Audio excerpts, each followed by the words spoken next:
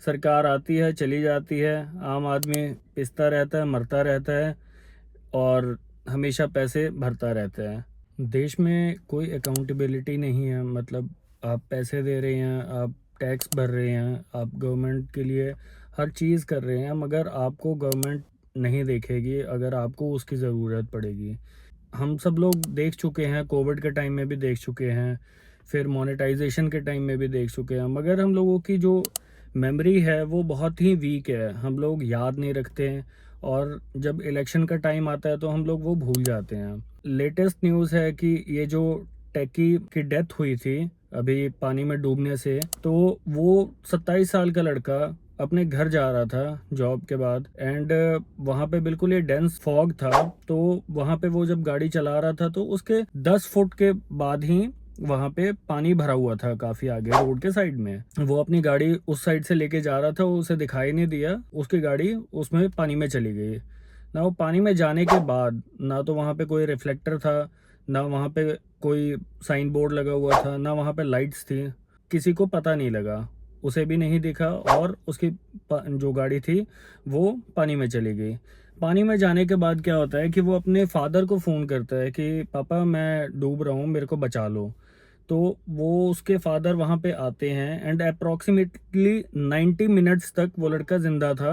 वो 90 मिनट्स तक वहाँ पे था, वो गाड़ी में था, उसे तैरना नहीं आता था, मगर वो 90 मिनट तक ज़िंदा था। अब उस दौरान क्या हुआ कि उसके फादर वहाँ पे पहुँचे।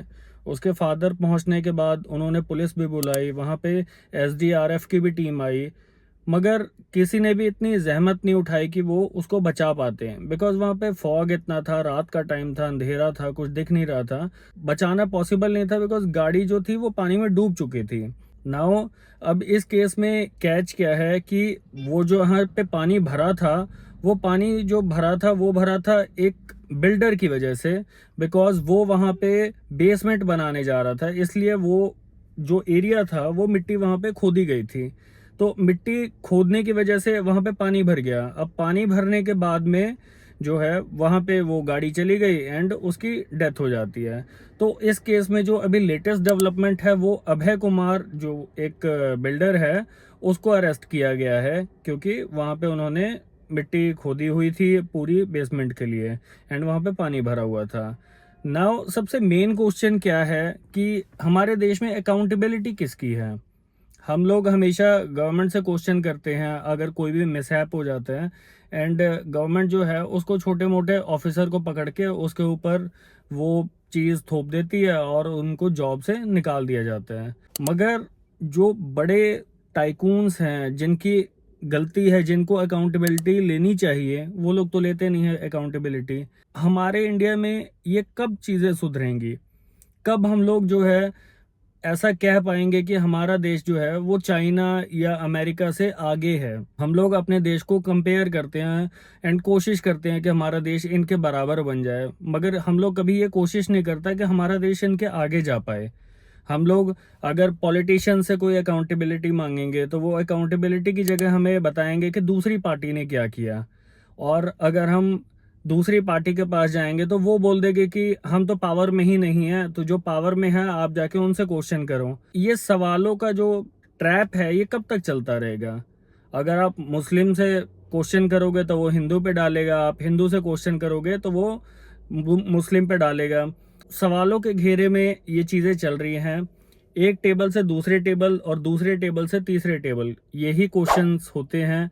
सरकार आती है चली जाती है, आम आदमी पिसता रहता है, मरता रहता है और हमेशा पैसे भरता रहता है। मगर अकाउंटेबिलिटी आप किसी चीज़ से के लिए नहीं मांग सकते सरकार से। इवन कि प्रेस मीडिया भी आप लोगों ने देखा है कि प्रेस मीडिया कोई चीज़ पूछती नहीं है। वो लोग किस तरीके से काम करते हैं वो तो आप सब लोग जानते हैं, चाहे वो आज तक चैनल हो, एनडीटीवी हो या फिर रिपब्लिक भारत हो। ये लोग कैसे काम करते हैं और इनकी वर्ल्ड लेवल पे रैंकिंग कितनी गिरी हुई है आज। मतलब अकाउंटेबिलिटी कौन ले रहा है इन सब चीज़ों के लिए। एक टाइम था जब देश में कोई रेल हादसा हो जाता था या कुछ बड़ी चीज होती थी तो उस टाइम पे पॉलिटिशियंस रिजाइन दिया करते थे, वो लोग अकाउंटेबिलिटी लेते थे, वो लोग रिजाइन करते थे। मगर आज ना तो कोई अकाउंटेबिलिटी दे रहा है और ना आप कोई सवाल कर सकते हो। सवाल करने पे या तो आप एंटी नेशनलिस्ट हो या आप पाकिस्तान चले जाओ,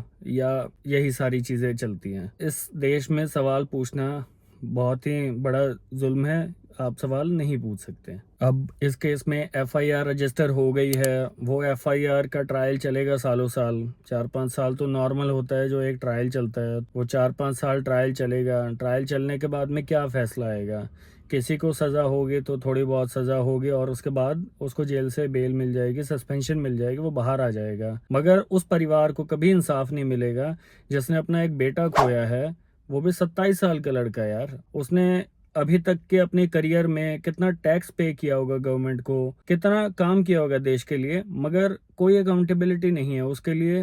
कोई भी पॉलिटिशियन या सरकार अकाउंटेबल नहीं होगी। पॉलिटिशियन है जो गवर्नमेंट अथॉरिटी का पर्सन है, वो आगे आके नहीं बोलेगा जी मेरी गलती थी। जो बिल्डर है, बिल्डर को एक स्केप गोट, मैं तो यही बोलूंगा कि उसको स्केप गोट बनाया है। मतलब वो पानी वहां पे इतने टाइम से जमा था, तब किसी का ध्यान नहीं गया, किसी प्रशासन का ध्यान नहीं गया, और जब ऐसा कोई इंसिडेंट हो गया तो प्रशासन की आंख खुली और वो आ गए और उन्होंने उसको अरेस्ट कर लिया। मगर कहाँ थी यही प्रशासन जब वहाँ पे सालों साल वो पानी लगा हुआ था। वहाँ के लोकल बता रहे हैं कि वहाँ पे पानी ये बहुत टाइम से लगा हुआ था, उन्होंने कंप्लेंट्स भी की थी मगर कोई एक्शन नहीं हुआ।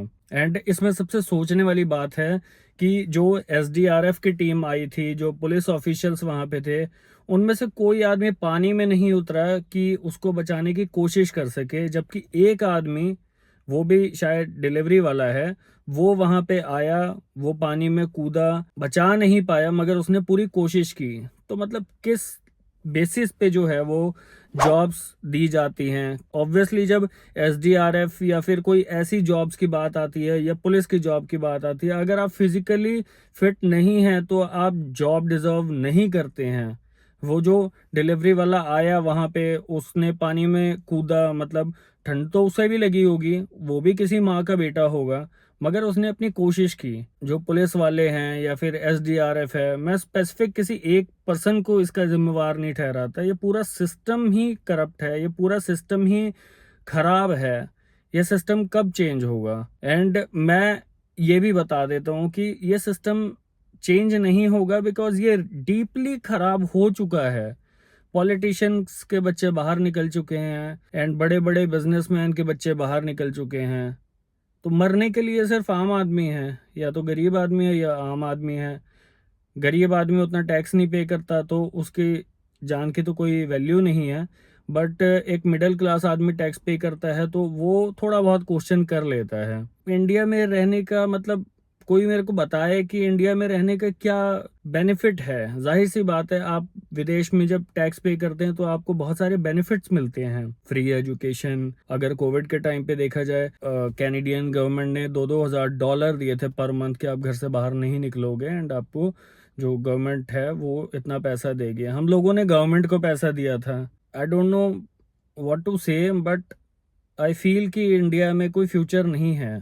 आप अच्छा काम करो, मेहनत करो, पैसे कमाओ एंड अब्रॉड में जाके सेटल हो जाओ, यही मैं कह सकता हूँ स्टेज पे।